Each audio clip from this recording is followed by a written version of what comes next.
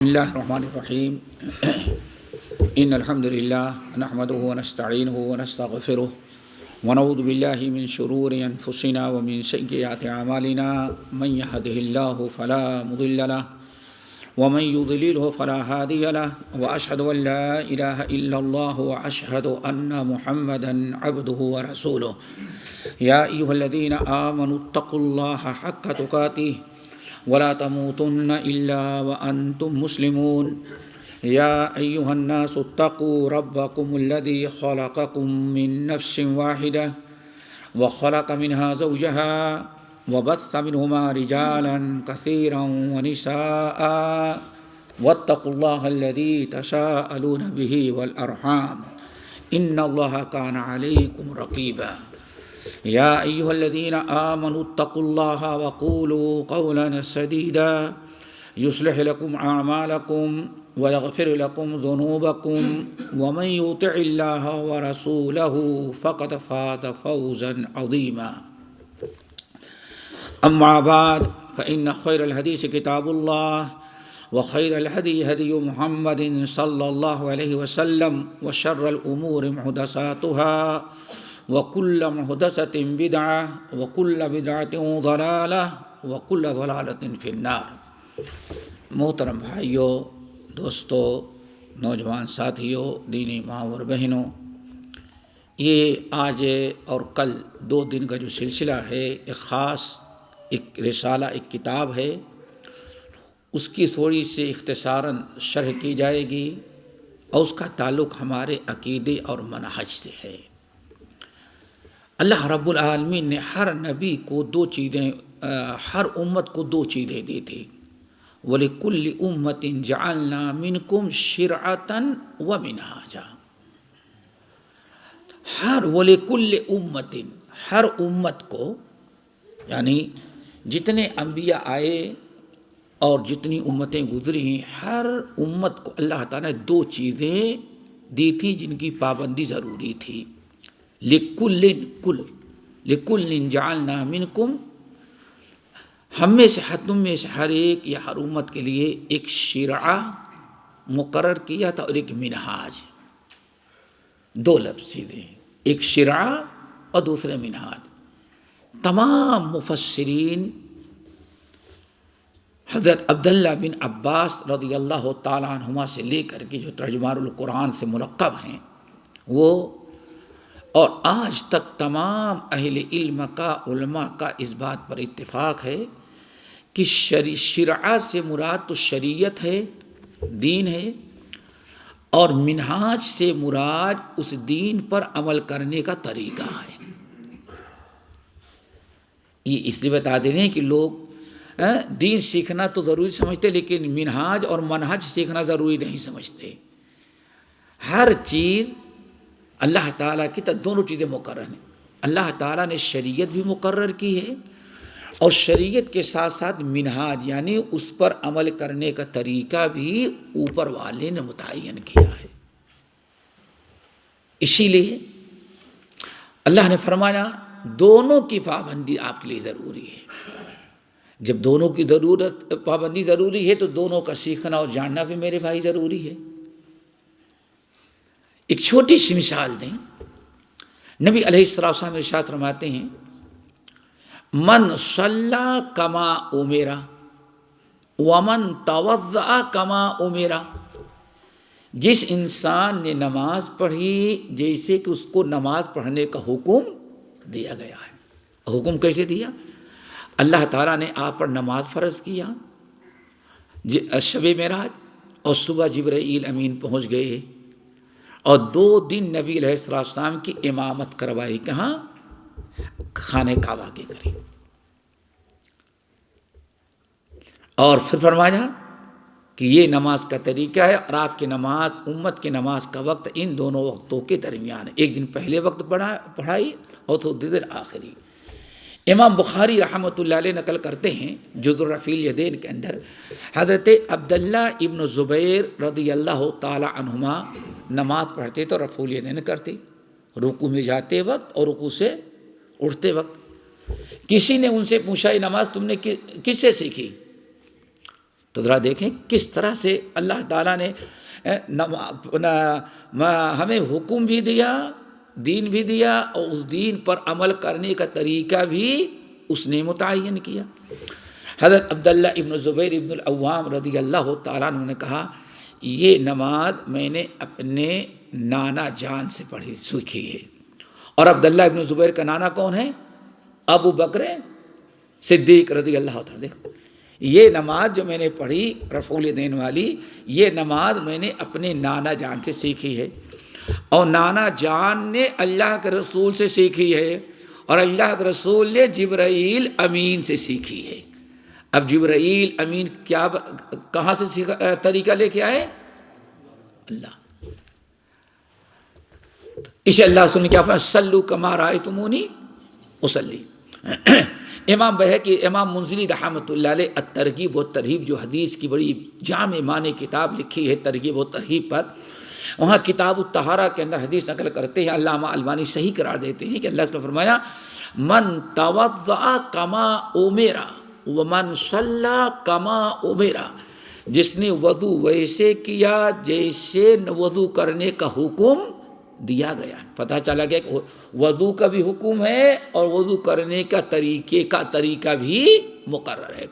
وَصَلَّى كَمَا أُمِرَ، اور نماز پڑھی جیسے نماز پڑھنے کا طریقہ اس کو بتایا گیا ہے۔ تو دوستو یہ ہے منہج۔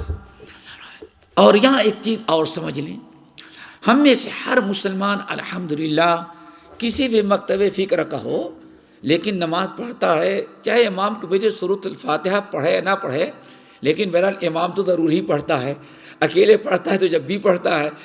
دیکھیں ہم لوگ دعا مانگتے ہیں اہدنا الصراط المستقیم، صراط مستقیم اللہ تعالیٰ اس کی ہمیں ہدایت دے۔ دوستو صراط مستقیم 3 چیزوں کے مجموعے کا نام ہے، یہی سمجھنا ہے۔ 3 چیزیں بیک وقت ہمارے اندر آئیں تو اس کو کہا جاتا ہے صراط مستقیم۔ جس صراط مستقیم کو ہم اللہ تعالیٰ سے مانگتے ہیں، اللہ تعالیٰ ہمیں صراط مستقیم کی ہدایت دے دے۔ وہ صراط مستقیم اصل میں 3 چیزوں کے مجموعے کا نام ہے۔ ایک ہے کتاب اللہ، دوسرے سنت رسول اللہ، نمبر 3 اصحاب رسول۔ چونکہ کس بات پر، کس آیت پر کیسے عمل کرنا ہے اللہ تعالیٰ اللہ نے نبی کو بتایا اور نبی صلی اللہ علیہ وسلم نے صحابہ کو سکھلایا۔ تو یہ 3 چیزوں کے مجموعے کا نام اصل میں صراط مستقیم ہے، کتاب اللہ، سنت رسول اور صحابہ کرام کا طریقہ۔ اسی لیے دیکھیں ہم لوگ دعا مانگتے ہیں تو کیا مانگتے ہیں؟ اہدنا الصراط المستقیم، اللہ ہم کو صراط مستقیم دے، ٹھیک ہے۔ صراط الذین انعمت علیہم، اللہ ان بندوں کا راستہ جن پر تو نے اپنا انعام کیا ہے۔ اب انعام کس پر کیا ہے؟ وَمَن يُطِعِ اللَّهَ وَالرَّسُولَ فَأُولَٰئِكَ مَعَ الَّذِينَ أَنْعَمَ اللَّهُ عَلَيْهِم مِّنَ النَّبِيِّينَ وَالصِّدِّيقِينَ وَالشُّهَدَاءِ وَالصَّالِحِينَ وَحَسُنَ أُولَٰئِكَ رَفِيقًا۔ یہ 4 ہیں منعم علیہم۔ ہم لوگ دعا مانگتے اللہ ان لوگوں کا وہی راستہ ہم کو بھی عطا کر جس راستے پر چلنے والوں پر آپ نے اپنا انعام کیا ہے، فضل و کرم کیا ہے۔ اور اللہ نے فضل و کرم جن پر کیا ہے وہ کتنے بندے ہیں؟ 4۔ نمبر 1 انبیاء، نمبر 2 صدیقین والشہداء اور والصالحین۔ تو ان 3 چیزوں کا مجموعہ اصل میں ہوتا ہے دوستو، یہی صراط مستقیم ہے۔ اور آگے آپ بڑھیں، اللہ رب العالمین نے ارشاد فرمایا والسابقون الاولون من المہاجرین والانصار والذین اتبعوہم باحسان رضی اللہ عنہم ورضوا عنہ۔ دیکھیں یہاں 3 قسم کے لوگوں کا تذکرہ ہے۔ والسابقون الاولون من المہاجرین والانصار، اللہ نے ارشاد فرمایا کہ اللہ تعالیٰ ان لوگوں سے راضی ہے، والسابقون الاولون، جو سابقون الاولون ہیں، اور وہ 2 قسم کے ہیں، انصار اور مہاجرین۔ دو ہو گئے انصار صحابہ کرام دو قسم طرح کے تھے، انصار و مہاجرین۔ والذین تبعوہم بإحسان، اور وہ لوگ جو نیکیوں میں ان کی اتباع کرتے۔ دیکھیں سبحان اللہ، اس آیت میں کہ نہ اللہ کا تذکرہ ہے نہ رسول کا تذکرہ ہے، غور کریں۔ والسابقون الاولون من المہاجرین والانصار والذین اتبعوہم بإحسان، تین قسم کے بندوں کا تذکرہ ہے اس آیت میں۔ اللہ نے تین قسم کے بندے ہیں جن سے اللہ راضی ہوتا ہے۔ یہاں نہ اللہ کا تذکرہ ہے نہ رسول کا تذکرہ ہے۔ تذکرہ کس کا ہے؟ انصار کا، مہاجرین کا، اور جو ان کی اتباع کرنے والے ہوں۔ اللہ تعالیٰ نے صحابہ کو یہ مقام دیا ہے، اصحاب رسول کو یہ مقام دیا کہ انصار بھی، مہاجرین بھی، اور جو ان کی اتباع کریں گے قیامت تک ان کو بھی اللہ تعالیٰ نے جنت کا مستحق بنایا، ان سے خوش ہو گیا ہے۔ تو پتہ ہی چل گیا دوستو، اس آیت کو سامنے رکھیں کہ منہج کی کتنی ضرورت ہوتی ہے، دین ہمیں سیکھنے کی کتنی ضرورت ہے۔ تو جب آپ نے سمجھ لیا تین چیزوں کے مجموعے کا نام کیا ہے، صراط مستقیم، ایک تو کتاب اللہ، دوسرے سنت رسول، اور تیسرے صحابہ کا طریقہ۔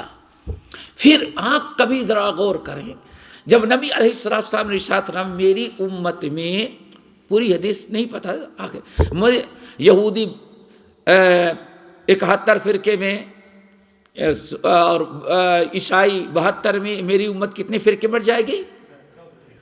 73۔ جب پوچھا رسول اللہ، وہ 73، اللہ رسول کون نجات پائیں گے، وہ جنت میں جائے کون سے لوگ ہوں گے؟ کیا فرمایا؟ من انا علیہ و، جس پر میں ہوں اور میرے، اللہ ادھر سوچو، صرف اپنا نہیں بتایا، جس پر میں ہوں اور ہمارے صحابہ ہیں۔ آگے وہی الجماعہ، یہی وہ جماعت ہے، یہی صحابہ ہی کی جماعت ہے۔ یہ باتیں میں نے اس سے اندازہ لگ گیا دوستو کہ ہمارے لیے بہت ہی ضروری ہے کہ ہم منہج کو سمجھیں اور صحابہ کے مقام و مرتبے کو سمجھیں۔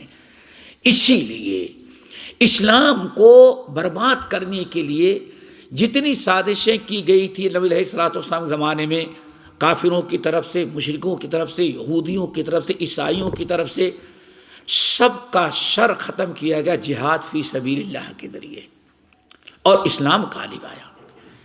لیکن نبی علیہ السلام کی دنیا سے جانے کے بعد آپ کے زمانے تک کفار اور مشرکین نے اسلام کو مٹانے کی جو کوشش کی تھی، جو انداز اختیار کیا تھا، اب دنیا میں بدل دیا۔ نبی علیہ السلام کے انتقال کے بعد ابو بکر عمر کا زمانہ ہوا، اب جہاد کے ذریعے نہیں، لڑ کر کے ذریعے اسلام نہیں مٹانا ہے، بلکہ فکری طور پر اب مسلمانوں کو ختم کرنا ہے۔ اور اس کام کے لیے شیطان ابلیس نے اپنا چیلا عبداللہ ابن سبا کو تیار کیا۔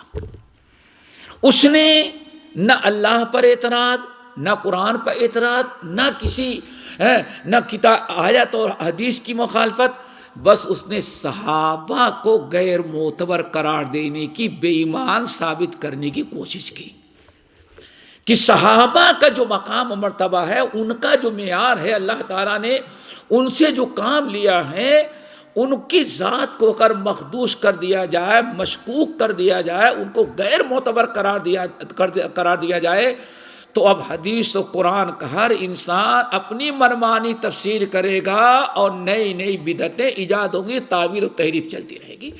اسی لیے اس نے عثمان بن عفان سے لے کر کے آخر تک صحابہ کرام کی مخالفت کی، اور اس کی نسل آج تک جو باقی ہے، آپ ذرا دیکھیں، آج تک ان کی لڑائی کسی غیر مسلم سے نہیں ہوئی، اسلام کو مٹانے کے لیے صرف اہل سنہ والجماعت کے پیچھے پڑتے ہیں۔ ابو بکر، عمر، عثمان، اور اس کے بعد تمام سب، یعنی یہاں تک بات کر ڈالے کہ سارے صحابہ کرام مرتد ہو گئے تھے، 3 صحابی مسلمان رہ گئے تھے، باقی سب کافر ہو گئے تھے۔ اب اتنا ایسا فتویٰ دے دینے کے بعد اور یہ عقیدہ پیدا کر دینے کے بعد، جانتے ہیں کہ اب کتاب و سنت سمجھنے میں انسان کیا ہو گیا، وہ آزاد ہو گیا۔ وَاعْبُدْ رَبَّكَ حَتَّىٰ يَأْتِيَكَ الْيَقِينُ، آپ عبادت کرتے رہیں جب تک کہ آپ کو یقین نہ آ جائے۔ یقین آ جائے۔ داتا دربار کا ایک شخص جو کہتا ہے، جب پنجابی میں سراتا تھا، داتا توسی بگڑی برائی، کچھ ایسے جو کہتے ہیں، جو قوال پڑھتا لوٹ جاتے تھے، جو جوش میں آ جاتے تھے، کہا اس میں سب سے پہلے وجد آنے والا میں ہوتا، سب سے پہلے میں لوٹتا تھا۔ کہنے لگے کہ لیکن پتہ چلا کہ یہ شارجہ میں پاور ہاؤس بن رہا ہے، وہاں ویکنسی ہے۔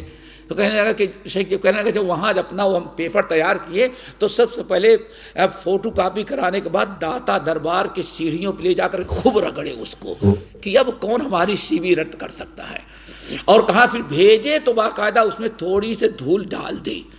بہرحال آیا، اللہ تعالیٰ نے اس کو درس میں بھیجا، اللہ تعالیٰ نے اس کو ہدایت دیا، مسلمان صحیح معنی موحد بنا، اور اللہ تعالیٰ وہیں اس کی انتقال بھی ہوا، لیکن سدھر جانے کے بعد اللہ تعالیٰ اس کو غری کر رحمت کرے۔ وہ اپنا واقعہ بتاتا تھا، وَاعْبُدْ رَبَّكَ، جہاں صحابہ کو نکال دیا گیا بیچ سے۔ دوستو اب سمجھ جائیں کہ ہر انسان کتاب و سنت کو اپنے سمجھ کے مطابق جیسے چاہے وہ استعمال کر دے۔ وَاعْبُدْ رَبَّكَ حَتَّىٰ يَأْتِيَكَ الْيَقِينُ، اللہ نے فرمایا اے نبی آپ برابر اللہ کی عبادت کرتے رہے یہاں تک کہ یقین آ جائے، یعنی موت۔ اللہ صرف نے الیقین و الموت، یقین سے مراد کیا ہے؟ موت، یعنی مرتے دم تک آپ کو اللہ تعالیٰ کی عبادت پر قائم رہنا ہے۔ کہا، اور حدیث کون بیان کریں گے؟ صحابہ بیان کریں گے۔ تو کہتا ہے کہ لیکن جب صحابہ کو بیچ سے نکال دیا گیا تو یقین کا معنی آ گیا، جب اللہ تعالیٰ کی بات کرو جب تک یقین نہ آ جائے، یقین آ جائے تو پھر اللہ تعالیٰ کی عبادت کوئی ضرورت نہیں۔ تو لاہوری بھائی ہمارا کہنے لگا کہ جب سال بھر کے چھٹی ہوئی گیا پاکستان تو میری امی نے پیر صاحب کو بلا رکھا تھا، دبئی سے آ رہا ہے ہمارا پیر، ہمارا بیٹا آئے، کہنے لگے کہ اندازنے کے لیے میں نے لوٹے میں پانی بھر کر کے پیر صاحب کے پیر کے پاس چارپائی کے نیچے رکھ دیا، اور امی کو بتا دے پانی رکھا ہے، اور کہا میں چلا گیا مسجد میں مغرب کی نماز پڑھنے کے لیے، نماز پڑھا، سنت پڑھا، وظیفہ کیا، جب آیا تو وہ پانی اسی جگہ پہ ہے، پیر صاحب پان پر پان اڑاتے جا رہے، حقہ پیتے جا رہے، لیکن نماز نہیں پڑھی۔ میں نے امی سے پوچھا کہ امی یہ نماز کو نہیں پڑھا؟ نہیں ان کو یقین حاصل ہو گیا ہے، اب ان کے اوپر نماز نہیں ہے۔ کہتے ہیں میں نے جا کر کے پیر کو پکڑا، نماز نہیں پڑھا۔ نماز تم پڑھو جو یقین نہیں ہے، رب نے فرمایا وَاعْبُدْ رَبَّكَ حَتَّىٰ يَأْتِيَكَ الْيَقِينُ، عبادت کریں جب تک کہ یقین ہے، یقین آ گیا تو عبادت ختم ہو گئی۔ اللہ اکبر۔ تو یہ ایسے بہت ساری بدعات آیات کرنے میں انسان آزاد ہو جاتا ہے۔ اس لیے دوستو ہمیشہ یہ چیز یاد رکھیے گا، صراط مستقیم 3 چیزوں کا مجموعے کا نام ہے، اور اللہ تعالیٰ نے ہمیں اسلامی شریعت دیا ہے، اللہ کا فضل و کرم ہے، اور شریعت پر عمل کرنے کا طریقہ بھی اس نے متعین کیا ہے، اسی کو قرآن نے منہج کہا ہے۔ کیا کہا ہے؟ منہج کہا ہے۔ تو ہمارے لیے دونوں کا علم ہونا ضروری ہے دوستو، ایک تو شریعت کا اور دوسرے شریعت پر عمل کرنے کا۔ نبی صلی اللہ علیہ وسلم نے فرمایا خذوا عنی مناسککم، لوگوں ہمارا حج ہے، آئندہ سال شاید ہماری تمہاری ملاقات نہ ہو، حج کرنے کا طریقہ مجھ سے تم سیکھ لو۔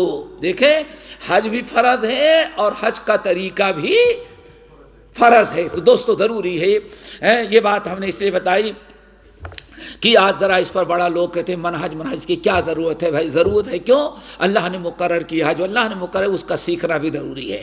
ہمارے سلف اس سلسلے میں الحمدللہ جب اہل بدعت ایجاد رائج ہوئے، حضرت اب صحابی کرام کے آخری دور میں عبداللہ بن عمر بن الخطاب رضی اللہ تعالیٰ عنہ وغیرہ باقید حیات تھے، اسی وقت سے طرح طرح کی بدعت ہے، قدریہ پیدا ہوئے، پھر اس کے بعد جہمیہ پیدا ہوئے، بدعتوں کا اور شیعہ پیدا ہوئے۔ بدعت کا ایجاد صحابہ کرام کے آخری دور سے شروع ہو گیا تھا، صحابہ کرام تردید کرتے رہے، لیکن صحابہ کرام کے بعد یہ بدعتیں اور ایجاد ہوتی گئی، فرقے اور بنتے گئے۔ تو الحمدللہ ہمارے اہل علماء سلف جو تھے انہوں نے ان کی تردید میں کتابیں تالیف کرنا شروع کر دیا، اور ان میں سے اکثر لوگ دو نام رکھتے تھے، ایک کتاب الایمان یا کتاب السنہ، کتاب الایمان یا کتاب السنہ۔ چنانچہ سب سے پہلے امام ابو بکر ابی شیبہ جو امام بخاری رحمۃ اللہ علیہ کے علاوہ تمام محدثین کے استاد ہیں، امام ابو بکر بن شیبہ نے کتاب الایمان لکھی جس کو علامہ البانی رحمۃ اللہ علیہ نے اپنے تحقیق کے ساتھ چھپایا۔ اسی طرح سے امام ابو عبید قاسم بن سلام رحمۃ اللہ علیہ نے کتاب الایمان لکھی۔ کتاب الایمان کا مطلب یہی کہ ایمان ہمارا کیسے ہونا چاہیے، طریقہ ہمارا کیا ہونا چاہیے، منہج ہمارا کیا ہونا چاہیے، اس کو کتاب الایمان کہتے تھے۔ یا اسی طرح سے لوگ نام رکھتے تھے کتاب السنہ، کتاب السنہ۔ الحمدللہ امام احمد بن حنبل رحمۃ اللہ علیہ نے اصول السنہ لکھی، ان کے بیٹے عبداللہ رحمۃ اللہ علیہ نے السنہ لکھی، محمد بن نصر المروزی نے السنہ لکھی، اور یہاں تک کہ یہ سلسلہ چل رہا تھا، اور امام اللالکائی رحمۃ اللہ علیہ نے شرح اعتقاد اہل سنہ لکھی، امام ابن بطہ نے السنہ لکھی۔ اس کے علاوہ جب ہمارے علماء کرام حدیث کی کتابیں لکھنے لگے، تدوین کا زمانہ آیا، تبویب کا زمانہ آیا، تو سب سے بڑی کتاب آپ ذرا دیکھیں صحیح بخاری ہے۔ صحیح بخاری کے اندر اسی منہج، اسی طریقوں کو ثابت کرنے کے لیے سب سے پہلے امام بخاری نے اپنی صحیح کی ابتدا کیا کتاب الایمان، پھر آگے گئے کتاب التوحید، باب کتاب الاعتصام بالکتاب والسنہ، یعنی صحیح بخاری کا ایک بہت بڑا حصہ جو ہے اسی منہج کی وضاحت کے لیے ہے دوستو۔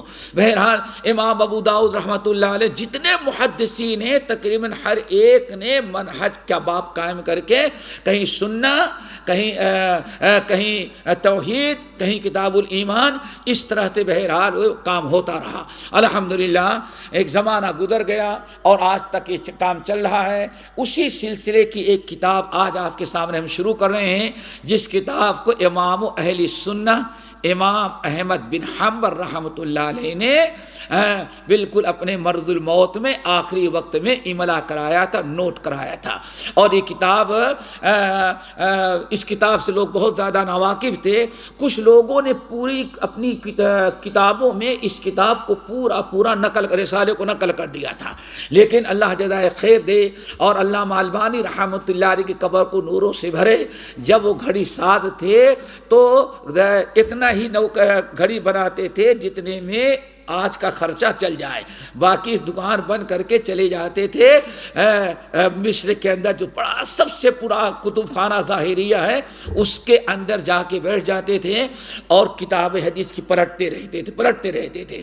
تو کتابوں کو پلٹتے ہوئے انہوں نے دیکھا تقریباً 20-25 رسالے اس میں مجلد ہیں، ان کا تصفح کرنا شروع کیا، کھول کر کے دیکھا تو اس میں ایک رسالہ تھا اصول اہل سنہ للامام احمد بن حنبل رحمۃ اللہ علیہ۔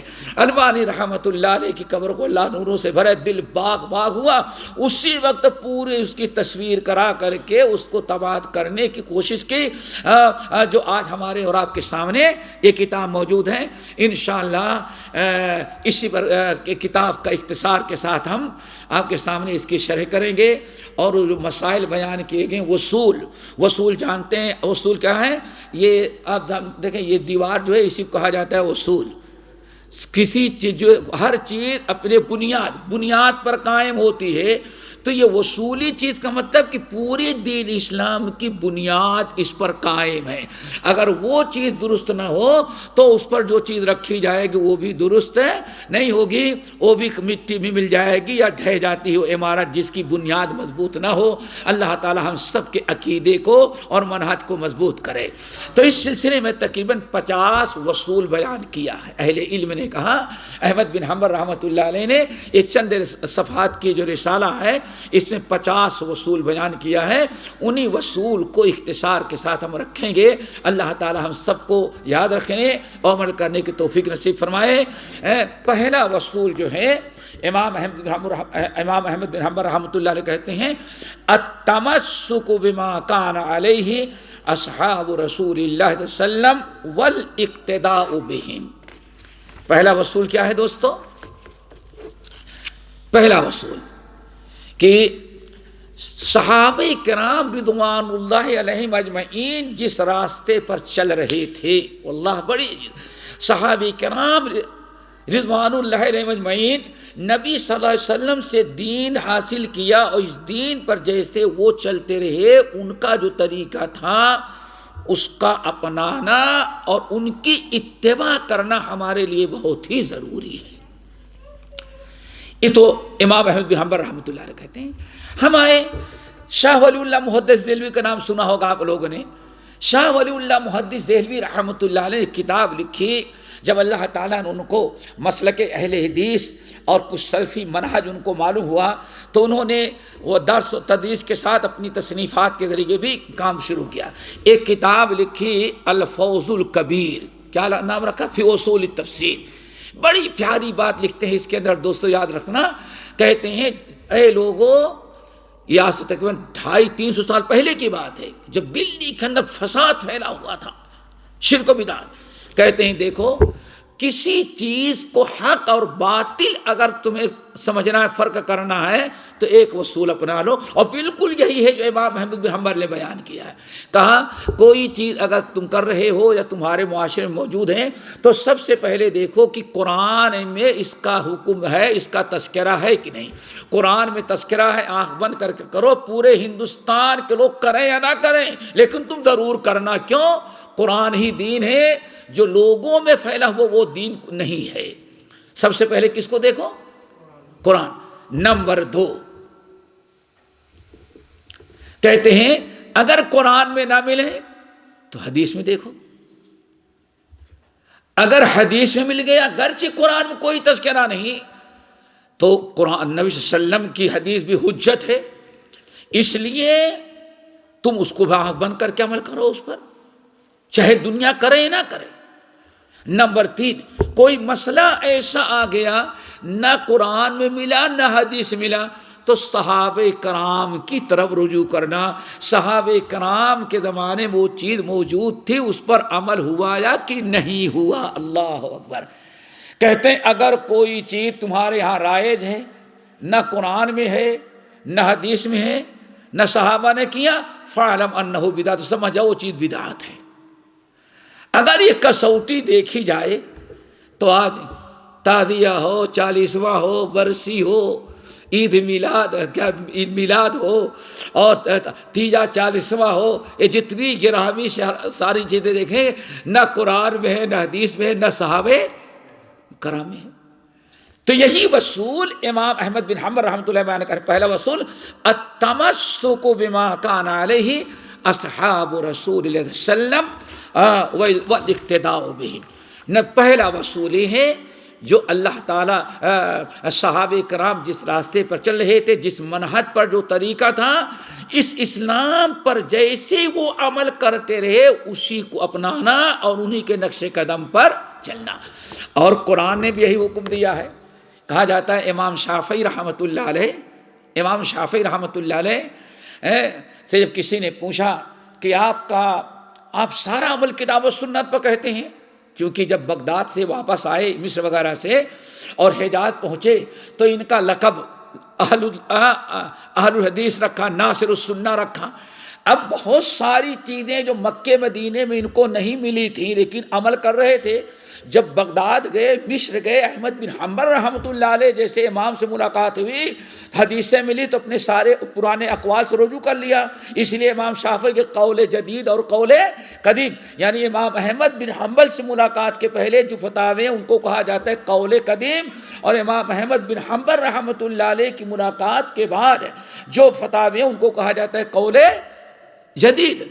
تو یہ اب بہت سارے لوگوں کو تعجب ہوا، تو کسی نے کہا آپ سب ہر عمل کتاب و سنت کے مطابق؟ کہا کہ ہاں۔ آپ کا سارا اصول کتاب و سنت کے مطابق ہے؟ کہا کہ ہاں۔ کہا اجماع کے بارے میں کیا خیال ہے؟ اجماع امت؟ کہا وہ بھی حجت ہے۔ اجماع امت حجت ہے۔ سامنے رکھا اچھا دلیل بتائیں۔ آپ کہتے ہیں آپ کے ہر قول کی دلیل کتاب و سنت میں ہے، تو آپ اتنا بڑا عقیدہ رکھتے ہیں، قرآن بھی حجت ہے، حدیث بھی حجت ہے، اجماع صحابہ اجماع امت بھی حجت ہے، جس پر پوری امت کو علماء متفق ہو جائیں وہ بھی حجت ہے، تو اجماع کی دلیل بتائیں۔ واقعی اس وقت امام شافعی رحمۃ اللہ علیہ نے بیان کر سکے، تاکہ انشاءاللہ کل بتاؤں گا، ٹائم تو لے لیا۔ اب امام شافعی رحمۃ اللہ علیہ حرم کے اندر بحث ہوئی تھی مکے کے اندر، اب یہاں سے اٹھ کر کے گئے تو صبح پھر فجر میں آ جائے گا، دلیل دیں، تو جلدی کہا دل میں آ ہی نہیں رہا ہے۔ امام شافعی کہتے لیٹ گیا اللہ تعالیٰ سے دعا کرتے ہوئے، اب پورے قرآن پر جتنی حدیثیں ہیں سب پر غور کر رہا ہوں، لیکن کہیں کوئی دلیل نہیں مل رہی ہے۔ بڑا پریشان ہوا، کہتے نیند تو حرام ہو گئی، اور سوچتا ہوں رات اور لمبی ہو جائے، ورنہ جب فجر میں جیسے گئے تو کھڑا ہوگا سر پر، دلیل ہے۔ تو کہتے ہیں کہ اذان فجر سے پہلے پہلے اللہ تعالیٰ نے سورۃ النساء کی آیت آیت نمبر 115 وَمَن يُشَاقِقِ الرَّسُولَ مِن بَعْدِ مَا تَبَيَّنَ لَهُ الْهُدَىٰ وَيَتَّبِعْ غَيْرَ سَبِيلِ الْمُؤْمِنِينَ، کہتے ہیں یہ آیت آ گئی، آپ سینہ چوڑا ہوا سوچتے ہیں جلدی اذان ہو پہنچے، اس کمبختوں کو دلیل دیں۔ اب آیا رات بھر تو پریشان، اذان ہوئی حرم میں آیا تو کھڑا تھا، دلیل ہے، کہا کہ ہاں قرآن میں دلیل ہے، کہاں؟ کہا یہ سورۃ النساء کی آیت وَمَن يُشَاقِقِ الرَّسُولَ مِن بَعْدِ مَا تَبَيَّنَ لَهُ الْهُدَىٰ وَيَتَّبِعْ غَيْرَ سَبِيلِ الْمُؤْمِنِينَ نُوَلِّهِ مَا تَوَلَّىٰ وَنُصْلِهِ جَهَنَّمَ وَسَاءَتْ مَصِيرًا۔ یہاں شاہ اسماعیل شہید رحمت اللہ علیہ جب تقلید کے خلاف کتاب لکھی اور توحید و سنت کا جھنڈا اٹھایا برد صغیر میں دہلی کی جامع مسجد کے سیڑھیوں پر، اور ممبر سے کتاب و سنت کی دعوت دینا شروع کیا، تو اس وقت یہی حدیث اس آیت کو انہوں نے سامنے بنایا تھا صحابہ کے۔ کہتے ہیں اللہ نے فرمایا جو اللہ کے رسول کی اور اللہ کی نافرمانی کیا، طریقہ چھوڑ دیا، وَيَتَّبِعْ غَيْرَ سَبِيلِ الْمُؤْمِنِينَ، اور جو راستہ اختیار کر رہا ہے وہ سبیل مومنوں کا طریقہ نہیں ہے۔ شاہ اسماعیل شہید رحمت اللہ علیہ کہتے دیکھو یہاں مومنوں کا طریقہ چھوڑ کر کے کسی اور طریقے پر جانے والے کو اللہ تعالیٰ جہنمی قرار دے رہے ہیں۔ اور شاہ ولی اسماعیل کہتے ہیں اور مومنوں میں جس وقت یہ قرآن نازل ہو رہا تھا اس وقت نہ چاروں امام تھے، نہ کوئی مجتہد تھا، نہ ہم تھے، نہ تم تھے، نہ تمہارے اکابر تھے، نہ اصاغر تھے۔ قرآن نازل ہو رہا تھا تو اس وقت مومنین اصحاب رسول صلی اللہ علیہ وسلم تھے۔ اسی لیے پتہ چل گیا کہ سبیل المومنین میں سب سے پہلے نمبر پر کون ہے؟ صحابہ کرام رضوان اللہ علیہم اجمعین۔ فرمایا اللہ تعالیٰ نے جس نے رسول کی نافرمانی کی اور مومنین کا راستہ طریقہ چھوڑ دیا، نوَلِّهِ مَا تَوَلَّىٰ، وہ جس کرت راستے پر جا رہا ہے اسی پہ چلائیں گے، لیکن وَنُصْلِهِ جہنم، گھسیٹ کر کے جہنم میں ڈال دیں گے، جنت کی طرف نہیں جا سکتا۔ تو یہ صحابہ کے طور طریقے کا تمسک، ان کے منہج اور ان کے طور طریقے کو اپنانا، یہ بہت بڑا وصول ہے۔ پہلا وصول امام احمد بن حنبل بیان کر رہے ہیں، اور صحابہ کو بیچ سے نکال دینے کے بعد پھر آدمی کہاں جاتا ہے؟ آپ کے بر صغیر ہی میں ایک صاحب نے سب سے پہلے امیر معاویہ پر تنقید کیا۔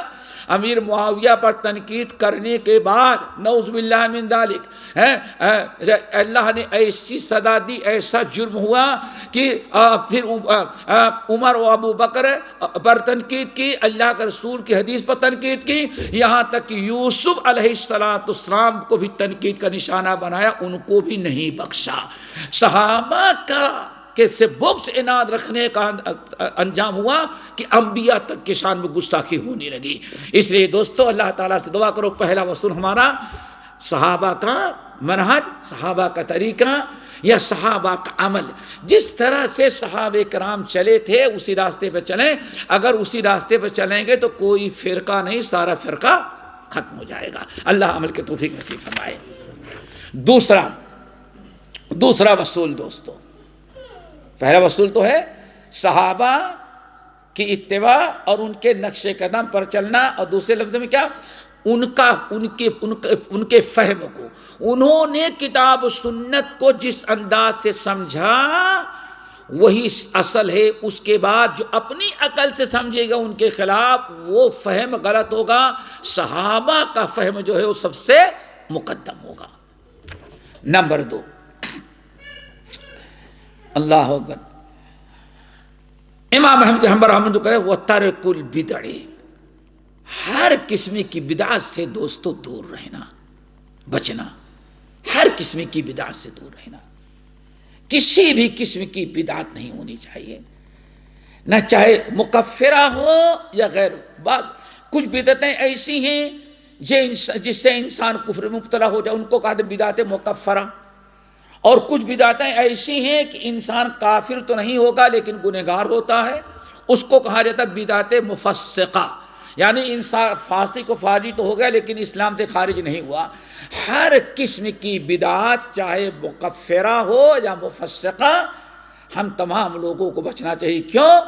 نبی صلی اللہ علیہ وسلم سب سے زیادہ امت کو جو ڈراتے تھے، تقریباً ہر خطاب کے شروع میں کل محدثۃ بدعہ وکل بدعۃ ضلالہ وکل ضلالۃ فی النار. ہر قسم کی بدعت سے دور رہنا، اور کوئی بدعت حسنہ نہیں ہوتی. سب سے بڑی چیز ہے آج بدعات کا جو راستہ کھلا اور بدعت حسنہ کے نام پر. حالانکہ امام محمد بن نصر المروزی رحمۃ اللہ علیہ نے جو کتاب السنہ لکھی ہے اس عقیدے منہج پر، انہوں نے، اور امام اللالکائی رحمۃ اللہ علیہ نے شرح اعتقاد اہل سنہ کے اندر نقل کرتے ہیں. بڑی اہم چیز ہے، اس کو یاد رکھنا. حضرت عبداللہ بات چلی تھی صحابہ کا منہج. صحابہ نے کبھی بدعات کو 2 قسمیں نہیں کی تھی، ہر بدعت تھی. چنانچہ دلیل آپ ذرا سوچئے کہ حضرت عبداللہ ابن عمر ابن الخطاب رضی اللہ تعالیٰ عنہ کہتے ہیں کل بدعت ضلالہ وان رآها الناس حسنہ. لوگوں ساری بدعتیں ضلالت ہیں گرچہ لوگ اس کو بدعت حسنہ کہہ دیں. اس لفظ کے ساتھ اثر ہو جائے، کل بدعت ضلالہ وان رآها الناس حسنہ. گرچہ لوگ اس کو حسنہ کہیں لیکن کوئی بدعت حسنہ نہیں ہوتی، ساری بدعت کیا ہوتی ہے؟ گناہی ہوتی ہے. اب یہاں ہمارے بر صغیر میں ساری بدعت کا دروازہ کیسے کھولا گیا؟ بدعت حسنہ پر. مثال کے طور پر ایک چیز آج ہمارے ہاں سلف کے ہاں بدعت ہے، علماء دیوبند کے ہاں نہیں، وہ بدعت حسنہ ہے. مثال کے طور پر، ٹھیک ہے نا. ایک بدعت علماء دیوبند کے اندر حسنہ ہے. تیسرا گروہ بریلوی کے ہاں ایک بدعت حسنہ ہے، دیوبندیوں کے ہاں وہی بدعت ضلالہ ہے. نہیں سمجھ آئی بات؟ مثال کے طور پر آج ابو حنیفہ رحمۃ اللہ علیہ کے ماننے والے ہمارے برسر جتنے ہیں کیا کہیں گے؟ عید میلاد ملانا بدعت ہے. اور اہل بدعت کیا یہ بدعت حسنہ ہے. اہل حدیث نے کہا یہ چیز بدعت ہے، سمجھ گے نا. دیوبندی نے کہا نہیں یہ کیا ہے؟ بدعت حسنہ ہے. تو اس کا کوئی معیار باقی نہیں رہ جاتا. اسی لیے اللہ تعالیٰ جزائے خیر دے. ایک بڑے عجیب سے داستان ہے. مولانا ابو یحییٰ محمد شاہ جہاں پوری رحمۃ اللہ علیہ، یہ 1919 میں ان کی وفات ہوئی ہے. اور یہ بہت خطرناک قسم کے، یعنی اہل حدیثوں کے بہت بڑے دشمن تھے یہ. اور ان کے پورے شاہ جہاں پور جو رشتے کے سارے شہر کے لوگوں نے چندہ دے کر کے ان کو مناظرہ کا علم حاصل کرنے کے لیے بھیجا تھا، تاکہ مناظرہ کا علم حاصل کر کے آؤ تو ہندوستان سے سارے اہل حدیثوں کو، یعنی برصغیر سے سارے حدیثوں کو ختم مناظرہ کرو. ماشاءاللہ سب سے بڑا مشرک انسان جو اس وقت تھا، دشمن، اس کے پاس گئے، مناظرہ سیکھے. اب مناظرہ 2 سال کا کورس کر کے آئے، ماشاءاللہ سینہ چوڑا. اب سوچتے ہیں کہ اب میرا مقابلہ کون کرے گا. آئے اور اعلان کر دیا. مولانا بدر الحسن سہسوانی رحمۃ اللہ علیہ، میاں صاحب رحمۃ اللہ علیہ کے شاگرد تھے، ان سے مناظرہ ٹھان دیا. اب اعلان ہوا، سینکڑوں گاؤں کے لوگ اکٹھا ہوئے. آج ہمارا شیر آ رہا ہے. کیوں؟ اس کو مناظرہ پڑھنے کے لیے بھیجا گیا تھا. آج تو بالکل خاتمہ ہو جائے گا بر صغیر سے. آئے، اسٹیج پر بیٹھے، سوال کیا. مولانا بدر الحسن نے جواب دیا، مولانا بدر الحسن کی بارے انہوں نے سوال کیا تو یہ لاجواب ہو گئے، اور ایسے لاجواب ہوئے کہ ٹھنڈی کا موسم پسینہ نکل گیا، پریشان ہوئے۔ تو اب تو تماشا دیکھ رہے ہیں، جواب نہ دیے، اللہ نے ہدایت دی، کھڑے ہو کے کہا بھائی میں بھی اہل حدیث ہو گیا، بس ہم بھی کیا ہو گئے، اہل حدیث ہو گئے۔ اتنا سننا تھا کہ سارے علاقے کے لوگ پریشان۔ تو یہی ابو یحییٰ محمد شاہ جہاں پوری رحمۃ اللہ علیہ، اللہ اکبر، بڑی پیاری بات نقل کرتے ہیں۔ انہوں نے اہل حدیث مسلک قبول کرنے کے بعد فوراً یہ میاں صاحب رحمۃ اللہ علیہ سے حدیث پڑھی، اور حدیث پڑھنے کے بعد انہوں نے میدان میں اترے اور انہوں نے کتاب لکھی بڑی عالی شان منہج پر، تقلید پر۔ یہ جتنی باتیں ہم لوگ تو سمجھتے ہیں ہمارے سلف نے کچھ، یہ ساری باتیں ہمارے ہاں سلف نے کیا ہے، اردو موجود ہے لیکن ہم نے پڑھا نہیں کبھی، ساری چیزیں وہاں موجود ہیں۔ انہوں نے ابو یحییٰ محمد شاہ جہاں پوری رحمت کتاب لکھی، الارشاد الی سبیل الرشاد فی مسئلۃ التقلید والاجتہاد، اتنی بڑی کتاب لکھی، چھپایا، اور وہ کتاب نایاب ہو چکی تھی، لیکن اللہ جزائے خیر دے، مولانا عطا اللہ حنیف بھوجیانی رحمۃ اللہ علیہ، اللہ ان بزرگوں کی قبر کو نوروں سے بھرے، انہوں نے اس کتاب کا نسخہ نکالا اور لاہور اپنے ادارے سے اس کے نئی ایڈیٹنگ کر کے اور باقاعدہ عناوین کے ساتھ دوبارہ انہوں نے شائع کیا، اور آج تک اس سے اچھا نسخہ اس کتاب کا اور کہیں نہیں ملے گا۔ یہ کتاب ہے، اگر اس کو کوئی عربی میں کر ڈالے تو شاید اجتہاد اور تقلید کے مسئلے میں سب سے عالی شان کتاب ہوگا، ہزاروں صفحے کی ہو جائے گی، بڑی زبردست کتاب لکھی۔ اور اس کتاب کے اندر وہ بڑی پیاری بات کہتے ہیں دیکھو، اگر بدعت حسنہ کا دروازہ کھول دیا جائے تو معیار کیا ہوگا؟ آج ایک فرقے والا کہتا ہے بدعت ہے، دوسرا کہتا ہے بدعت ہے، دوسرا نہیں بدعت حسنہ ہے، یہ دروازہ کھلا چلا جا رہا ہے آئے دن۔ تو اس لیے صحابہ کرام کا جو منہج تھا کیا تھا؟ کل بدعت ضلالہ وان رآها الناس حسنہ، گرچہ لوگ حسنہ کہیں لیکن کوئی بدعت ذرا، کیوں؟ لفظ کل ہے، کل کے معنی آتے ہیں سب۔ اب یہاں کچھ لوگ کہتے نہیں عمر فاروق نے کہا تھا، ہاں تو ذرا دیکھیں اس اشکال کو دور کر دیں، نعمت البدعۃ ھذہ، کیا کیا تھا ذرا یاد رکھیے گا، سمجھیں، وہ بدعت ہے، اس کو بدعت نہیں کہہ سکتے۔ بدعت کے معنی اصل میں آتا ہے ایسی چیز ایجاد کرنا جس کا کوئی سیمپل اور جس کا کوئی مثال موجود نہ ہو۔ اللہ نے بدیع السماوات، اللہ تعالیٰ زمین اور آسمان کا بدیع ہے، اللہ تعالیٰ نے کسی کا آسمان و زمین نہیں دیکھا تو کہ دیکھ کر کے نقل کرے، بدیع ہے۔ بدعت تو ہے جس کی کوئی اصل موجود نہ ہو۔ عمر ابن الخطاب رضی اللہ تعالیٰ عنہ نے جس چیز کو بدعت کہا، وہ بدعت کیسے ہو سکتی ہے؟ نمبر ایک، نبی علیہ الصلوۃ والسلام کے زمانے میں با جماعت نماز تراویح پڑھی گئی ہے۔ امام ابن خزیمہ اپنے صحیح میں، ابن حبان اپنے صحیح میں، محمد بن نصر المروزی کتاب و قیام اللیل میں نقل کرتے ہیں، حضرت سعد بن ابی وقاص رضی اللہ تعالیٰ عنہ کی حدیث، کہتے ہیں کہ رمضان لگا، چاند نکل آیا، رمضان شروع ہو گیا، ہم وضو کر کے مسجد میں جا رہے تھے نماز پڑھنے کے لیے، تراویح پڑھنے کے لیے، تو گھر کی عورتوں نے کہا کہ کہاں جا رہے ہو؟ میں نماز تراویح پڑھنے کے لیے جا رہا ہوں۔ تو کہتے ہیں کہ ہمارے گھر کی عورتوں نے پکڑ لیا، جابر بن عبداللہ راوی، سعد بن ابی وقاص جب جانے لگے تو گھر کی عورتوں نے، بیوی نے، بیٹی نے، ماں نے پکڑ لیا، کہا کیوں؟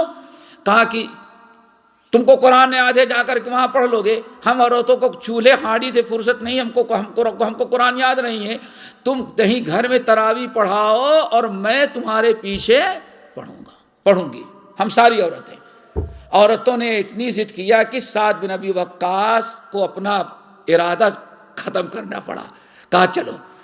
اب حضرت سعد بن ابی وقاص نے تراویح پڑھائی، اور صبح چونکہ زندگی میں پہلی مرتبہ ایک کام کیا تھا، ایک مرد عورتوں کو باجماعت تراویح پڑھائے اور گھر کے اندر پڑھائے، پہلی مرتبہ کیا۔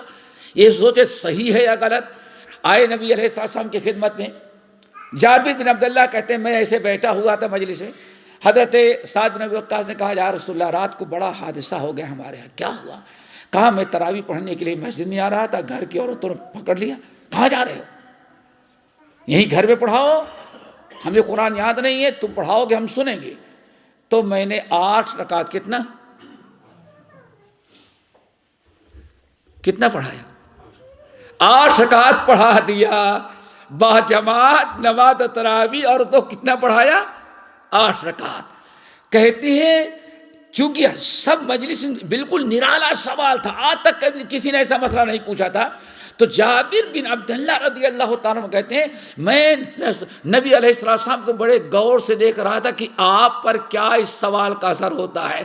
جب حضرت سعد بن ابی وقاص نے قصہ سنایا، کہتے تو اللہ کے رسول کے چہرے پر خوشی اور مسکراہٹ تھی، گویا کہ نبی صلی اللہ علیہ وسلم نے اس عمل کو پسند کیا۔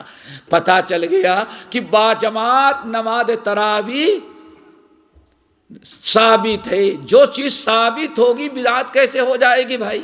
نمبر دو آپ حضرات جانتے ہیں وقفے سے روایتیں اکٹھا کی جائے تو گاہے بگاہے نبی علیہ السلام باجماعت نماز تراویح پڑھا دیتے تھے۔ آپ نے تراویح پڑھائی لگاتار، آپ نے 3 دن پڑھائی، ایک دن پڑھایا عام ہو گیا، بہت لوگ اور آگے، تیسرے دن پڑھایا، چوتھے دن آپ نکلے نہیں۔ آپ نے فرمایا کیوں؟ مجھے اس بات کا ڈر ہے کہ کہیں ایسا نہ ہو اللہ تعالیٰ اس کو بھی باجماعت نماز پڑھنا ضروری قرار دے۔ 5 وقت کی جماعت کی پابندی تو اتنی بھاری پڑتی ہے، ایک 6ٹھی نماز اور باجماعت۔ ہم نہیں چاہتے کہ امت پر شاک گزرے، نبی علیہ السلام نے باجماعت نماز پڑھی۔ بلکہ ابو ذر غفاری رضی اللہ تعالیٰ عنہ کی روایت سنن ترمذی کی، کہتے ہیں کہ جب نبی علیہ السلام تیسرے دن تراویح کی نماز ختم کرائی، جلدی پڑھا دی، جلدی ختم کر دیا، تو ہم نے کہا یا رسول اللہ لو نفلت لنا بقیۃ لیلتنا ہذہ، آپ نے تو گھنٹے ہی بھر میں ختم کر دیا، یا رسول اللہ کاش کہ لو نفلت لنا بقیۃ لیلتنا ہذہ، اتنا مزہ آ رہا تھا، طبیعت تو یہی چاہ رہے تھے کہ فجر تک آج آپ تراویح کی نماز ہی پڑھاتے جائیں۔ اللہ اکبر۔ اللہ رسول نے کیا فرمایا؟ میں نے جب باجماعت پڑھا دیا، جاؤ گھر میں سو کھاؤ پیو۔ اتنا یاد رکھنا، جس نے امام کے ساتھ باجماعت نماز تراویح تھوڑی دیر بھی پڑھ لیا، اگر باجماعت پڑھا اور پھر جا کر کے سو بھی جائے گا تو رات بھر تراویح کی نماز پڑھنے کا ثواب اللہ اس کو دے گے۔ کیا پتہ چلا دوستو؟ باجماعت نماز تراویح پڑھی بھی گئی، اور نبی صلی اللہ علیہ وسلم نے باجماعت نماز تراویح پڑھانے کی فضیلت بھی بیان کیا، تو کیسے بدعت ہو سکتی ہے؟ نمبر 3، عمر فاروق رضی اللہ تعالیٰ نے کیا کیا تھا؟ کیا لوگوں کو باجماعت پڑھانے کا سلسلہ کام کیا؟ نہیں۔ عمر فاروق رضی اللہ تعالیٰ رمضان کے مہینے میں گشت کرتے ہوئے گزر رہے تھے، مسجد نبوی کے قریب سے گزرے تو دیکھا کہ 10 جماعت، ہر آدمی اپنے اپنے پسند کا امام اپنے اپنے ٹائم کے لحاظ سے ایک ہی وقت مسجد میں 10 جماعت ہو رہی، ایک جماعت یہاں ہو رہی، وہاں ہو رہی، کئی جماعتیں باجماعت نماز ہو رہی تھی۔ اگر باجماعت نماز پڑھنا کوئی بدعت ہوتی تو اللہ رسول کیوں پڑھاتے، اور پھر صحابہ کرام کیوں باجماعت نماز پڑھا رہے تھے؟ تو عمر فاروق رضی اللہ عنہ نے کہا یار یہ اتنی جماعتیں ایک ہی وقت کھڑی ہوں، یہ اچھا نہیں لگتا، تو ایسا کیوں نہ کریں کہ ایک ہی جماعت کے لیے میں مقرر کر دوں کہ بھائی ایک ہی جماعت میں سب لوگ پڑھ لیا کریں، میں امام مقرر کر دوں اور سارے لوگ اپنا اپنا امام چھوڑ کر کے جو امام میں نے مقرر کر دیا اسی امام کے بیچ سارے لوگ تراویح کی نماز پڑھ لیا کریں۔ یہی ہے نا؟ دیکھیں باجماعت تراویح کئی جماعت ہو رہی تھی، اس لیے عمر فاروق نے صرف ایک کر دیا۔ بیٹھے مشورہ کیا، ابی بن کعب اور تمیم داری، ان دونوں کو امام مقرر کر دیا اور باجماعت نماز تراویح شروع ہوئی۔ اب دوسری مرتبہ گزرے، ایک امام پڑھا رہا ہے، سارے مسجد کے لوگ ایک امام کے پیچھے پڑھ رہے ہیں، تب کہا نعمت البدعۃ ھذہ، کتنا بہترین یہ طریقہ ہے۔ اب اس کو آج کے تیجا 40واں اور برسی منانے کا کہتے ہیں یہ بدعت حسنہ، اس کا کون سے ثبوت ہے؟ تو وہاں تو تراویح کی نماز پڑھی جاتی تھی زیادہ سے زیادہ بس ایک جماعت پر اکتفا کر متفق کر دیا، اس کے علاوہ عمر ابن خطاب نے کچھ نہیں کیا، ورنہ جو چیز قول سے، فعل سے، عمل سے، تقریر اور کیا کہتے ہیں قول سے موجود ہے سب ثبوت ہے، اس کو عمر فاروق کبھی بدعت نہیں کہہ سکتے۔ اس لیے عمر ابن خطاب کے اس قصے کو بدعت حسنہ کا، ساری بدعتیں، ساری بدعت حسنہ، بدعت حسنہ، یہ سلسلہ قطعاً جائز نہیں ہے۔ بہرحال ہمارا کام کیا ہے؟ بدعت سے دور رہنا، اور بدعت کے ساتھ ساتھ بدعتیوں سے بھی دور رہنا۔ کس سے دور رہنا؟ ہاں، آج کچھ لوگ کہتے ہیں نہیں اس کا عمل اس کے ساتھ، ہمارا عمل ہمارے ساتھ، یہی سب سے بڑا نقصان دہ ہے۔ آگے انشاءاللہ بحث آئے گی۔ تیسرا مسئلہ ہے، اچھا بدعتیں دیکھ دوستو دو طرح کے ہوتے ہیں، عقیدے میں بھی بدعت اور عمل میں بھی بدعت۔ عقیدے میں بدعت، انسان کا منہج درست نہ ہو، اللہ کے رسول کو کیا مانے؟ نور مانے، مختار کل مانے۔ آپ ذرا سوچیں، اللہ تعالیٰ کے ذات و صفات کا انکار، اللہ تعالیٰ کے صفات کا انکار کرے تو عقیدے میں بھی بدعت ہوتی ہیں اور بدعت عمل میں بھی ہوتی ہیں۔ تو دونوں قسم کی بدعت، چاہے عقیدے میں بدعت ہو یا عمل میں بدعت ہو، دوستو ہر قسم کی بدعت اور اہل بدعت سے بچنا، کل بدعت ضلالہ وکل ضلالۃ فی النار کے مطابق ہمیں زندگی گزارنا چاہیے۔ نمبر 3 دوستو، تیسرا اصول، سمجھ میں آ رہی کوئی بات ہے؟ تیسری بات، وَتَرْكُ الْخُصُومَاتِ وَالْجُلُوسِ مَعَ أَصْحَابِ الْأَهْوَاءِ، یہ تیسرا اصول جو ہے یہ بھی بڑا اہم ہے۔ کیا؟ حجت بازی کرنا۔ دو چیزیں ہیں دوستو، ایک انسان ہے، اس کے بات کوئی سمجھ میں نہیں آ رہا ہے، وہ سمجھنا چاہتا ہے، آپ کے پاس سمجھانے کی صلاحیت ہے، علم ہے، آپ بہن بھائی اچھا تمہارا کیا کیا اشکال ہے تم پیش کرو، کیا کیا اشکال ہے پیش کرو، ٹھیک ہے، اس نے بتایا، آپ نے اس کی وضاحت کر دی، پھر اس پر وہ اور کچھ بحث کرتا ہے، اشکال پیش کرتا ہے، آپ اس کا جواب دیں، یہ کوئی حرج نہیں ہے، اس میں افہام و تفہیم ہے، اور ایسے وجادلہم باللتی ہی احسن کے مصداق ہے۔ اور ایک ہے حجت بازی۔ حجت بازی کیسے؟ ماننا نہیں ہے، اپنی بات منوانا ہے، اور بلا وجہ وقت ضائع کرنا، ٹائم برباد کرنا، اور سننے والوں کو شکوک و شبہات میں ڈال دینا۔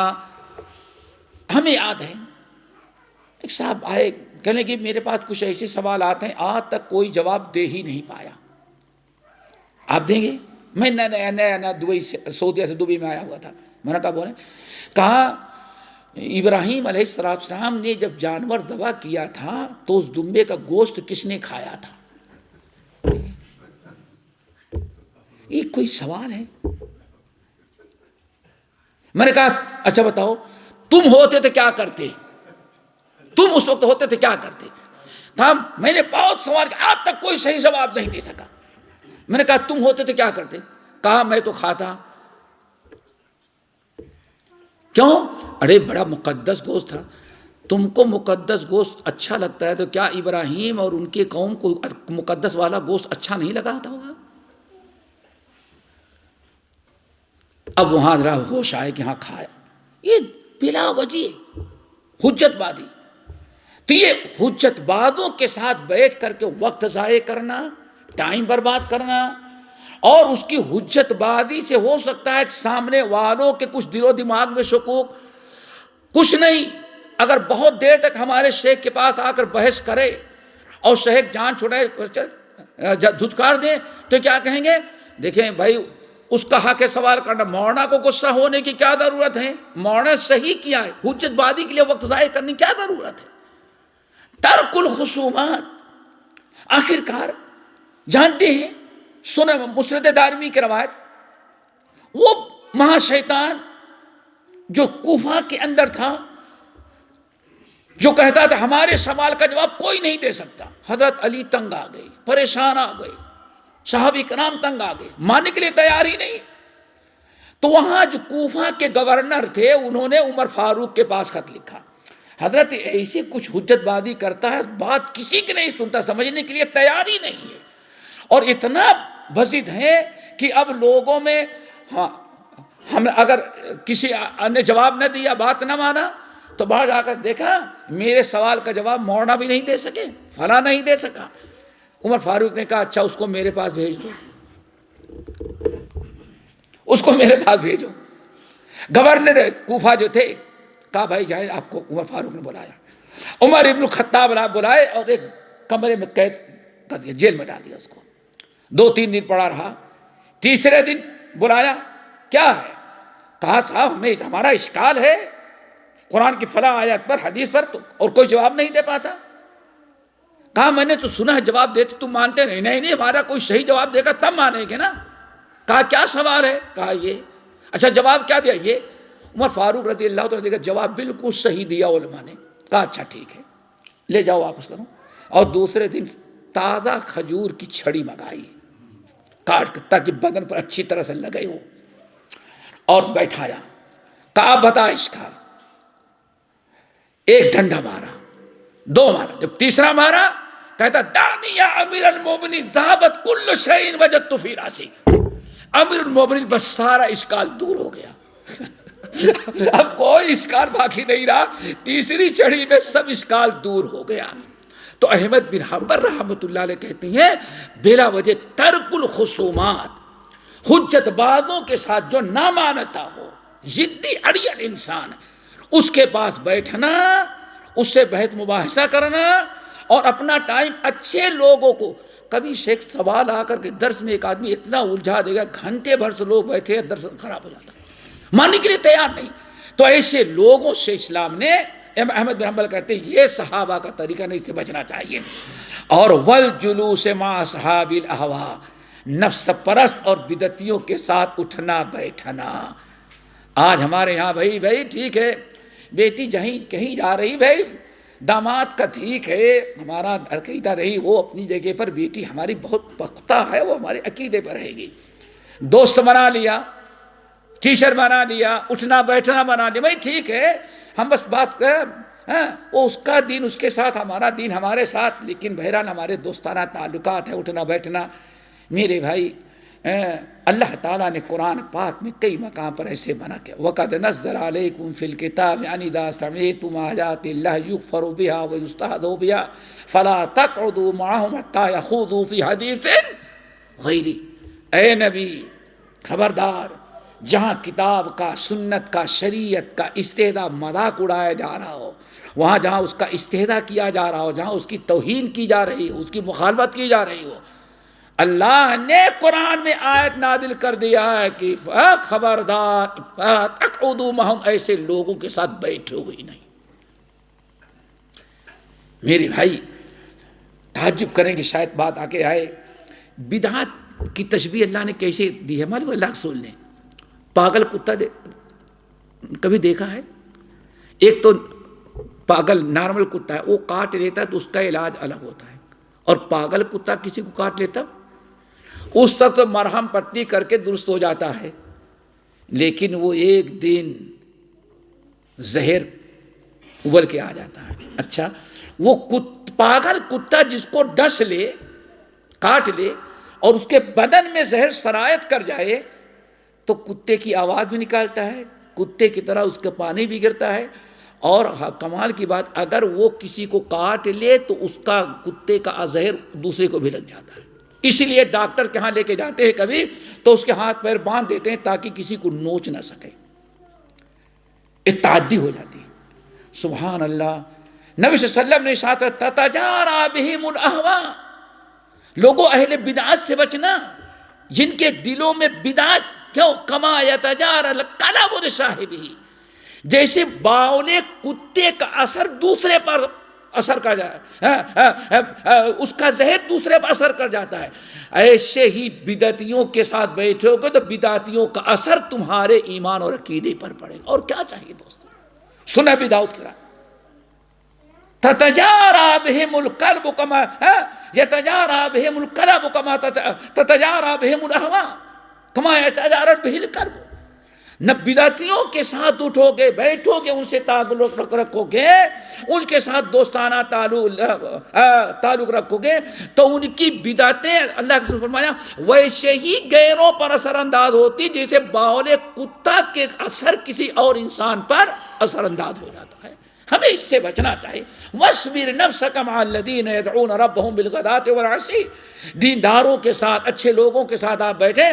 وَلَا تُطِعْ مَنْ أَغْفَلْنَا قَلْبَهُ عَنْ ذِكْرِنَا وَاتَّبَعَ هَوَاهُ وَكَانَ أَمْرُهُ فُرْطًا۔ اللہ نے منع کیا ہے کہ اہل بدعت کے ساتھ لوگ اٹھنا بیٹھنا۔ امام ابن بطہ رحمۃ اللہ علیہ کہتے ہیں کہ ہم نے کچھ لوگوں کو دیکھا بدعت پر لعنت بھیجتے تھے، لیکن ان سے رشتہ کیا، ان سے دوستی کی، ان کے ساتھ اٹھنے بیٹھنے لگے، ان کے ساتھ ٹہلنے لگے۔ کہتے ہیں چند ہفتوں کے اندر میں نے دیکھا اب وہ سنت کی مخالفت کرتے ہیں، ان کے ساتھ اٹھنے لگے ہیں۔ اسی لیے دوستو ایک اصول ہمارا ہمیشہ اہل بدعت سے دور رہنا، اصلاح کی کوشش کریں، بدعت کی مخالفت کریں، ان کو سمجھائیں بتائیں، لیکن شیر و شکر ہو جانا، دوستی کرنا، اٹھنا بیٹھنا اور رشتے ناطے کا مسئلہ بہت خطرناک ہے دوستو، اس سے بچنا چاہیے۔ صحابہ کرام ذرا سوچیں، جب عبداللہ ابن عمر ابن الخطاب کو پتہ چلا کہ یہ آئے ہوئے ہیں، کہتے ہمارے ہاں لوگ بدعتیات کی ہیں، قدریہ فرقہ پیدا ہوا ہے، تو عمر ابن الخطاب نے عبداللہ بن عمر نے کیا کہا، جاؤ ان سے کہہ دینا میں ان کو ہمارا سلام ان سے نہیں کہنا، ہمارا سلام ان کو نہیں پہچانا، کیوں ہمارے سلام کے مستحق نہیں ہے، اور کہہ دینا ہم ان سے بری ہیں اور ہم سے بری، ہمارا کوئی تعلق ان سے نہیں ہے۔ اور آج ہمارا معاملہ دوستو ٹھیک ہے، اخلاق اپنا ہے، ملاقات ہو سامنے، رواداری آپ ضرور استعمال کریں، بد اخلاقی نہ کریں، لیکن الفت محبت، دوستانہ اٹھنا بیٹھنا، شیر و شکر ہونا، اس تمام چیزوں سے بچنا چاہیے، ورنہ بس بہرحال اثر انداز صحبت کا اثر ہوتا ہے۔ ہمارے شیخ سنا رہے ہوں گے، صحبت صالح تورا صالح کو رد، کہتے ہیں کہ نوح علیہ، اذان کا وقت ہو گیا، کہتے ہیں نوح علیہ السلام کا بیٹا، نوح علیہ السلام نبی کا بیٹا ہو کہ باپ نبی ہے، لیکن شیخ سعدی کیا کہتے ہیں، پسر نوح بابدا بنشست، بابدا نشست گمراہ شد، اصحاب سگے اصحاب کہا پہ نیکا گرفت مردم شد، پدر نوح بابنا بدا نشست گمراہ شد۔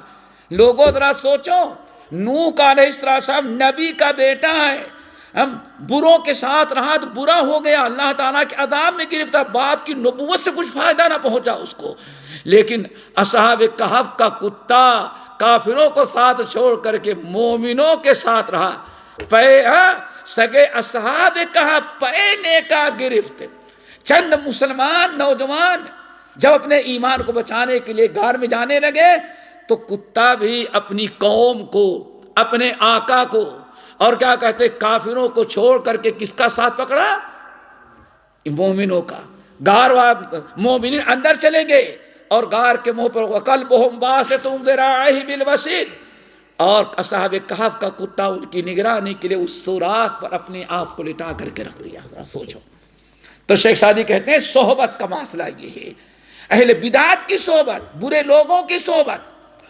آج ہمارے ہاں اس کا کوئی یعنی اس میں احتیاط نہیں کی جاتی، جیسے انسان چاہتا ہے اٹھتا بیٹھتا ہے، اور وہ بھی کوئی لچھے دار تقریر کرنے والا چاہے قادیانی آ جائے چٹکلے چھوڑے، نہیں چلو اس کی باتیں مدد آتا ہے، نہیں اس کی جو باتیں اچھی ہوگی لے لیں گے، جو بری ہوگی اس کو چھوڑ دیں گے۔